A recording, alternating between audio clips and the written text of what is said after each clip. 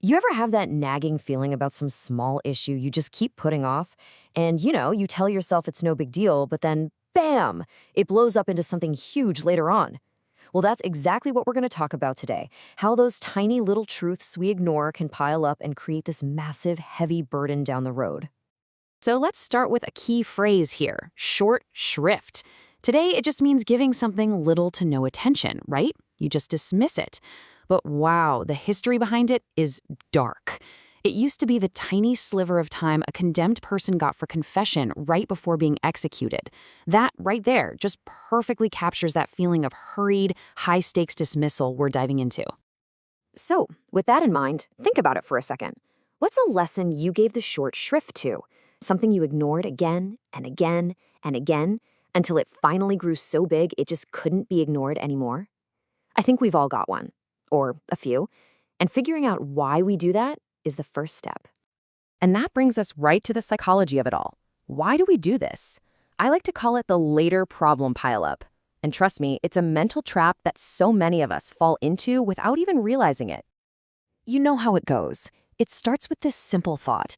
You see an issue on the horizon, maybe it's a funny noise your car is making, or a tough conversation you need to have, and you immediately categorize it. You go, nope, that's not a now problem. That's a later problem. And of course, we have a great excuse for it, right? We tell ourselves, look, I'm just trying to put out the fires that are right in front of my face. We feel so swamped with the right now stuff that we honestly believe we just don't have the bandwidth for anything else. And that becomes the go-to line, doesn't it? I'll get to it, eventually. But eventually is this vague, foggy destination we never quite seem to reach. Every time we say it, we're really just kicking the can a little further down a road that's already getting pretty crowded. So here's what's really fascinating about how this whole cycle gets started. It's not some big, catastrophic decision. It's a quiet little habit that starts with just one tiny, dismissed thought. One little thing we decide just isn't worth our time today. But it's never just one, is it? You dismiss another small thought, and then, well, you do it again and again. Each little act of dismissal seems totally harmless by itself, but underneath the surface, they're all connecting, building something way, way bigger. And this is the perfect way to picture it. What starts as a tiny, ignorable sticky note on the edge of your monitor, just a minor reminder you can easily look past, it starts to grow. With every dismissal, it gets a little bigger, a little bolder, until one day you look up and, whoa, it's a giant billboard on the side of the highway, screaming for the attention you denied it for so long. Okay, so if this is something we're all doing, how in the world do we break this cycle? Well, it starts when we hit a really crucial turning point. It's all about a fundamental shift in how we see things. And here's the big realization at that turning point. A lot of the time, the problem isn't that we don't want to fix things.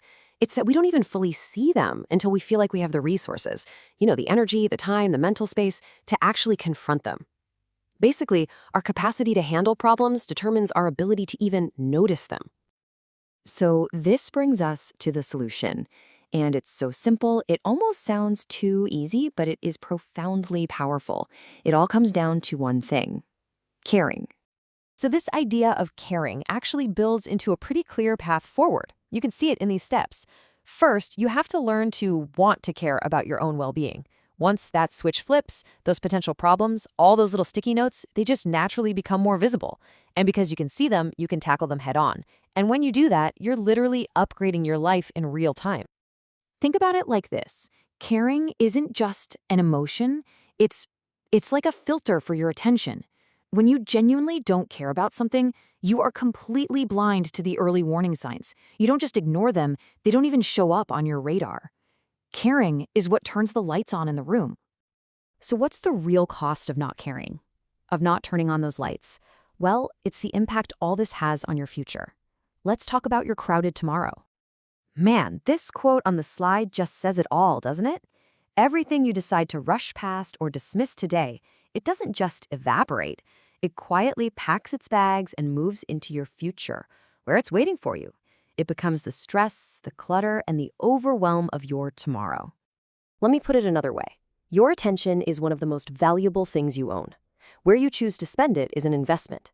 Giving a small problem your attention today is like putting money into a savings account for a calmer, clearer future. Giving it the short shrift, that's like taking out invisible debt that, believe me, will one day come due. And that brings us to one final, simple question. This isn't about trying to tackle that giant, overwhelming billboard. Not yet. It's about finding one small thing, just one little sticky note that you've been ignoring, and deciding that you're going to give it your full attention, starting today. So, what's yours going to be?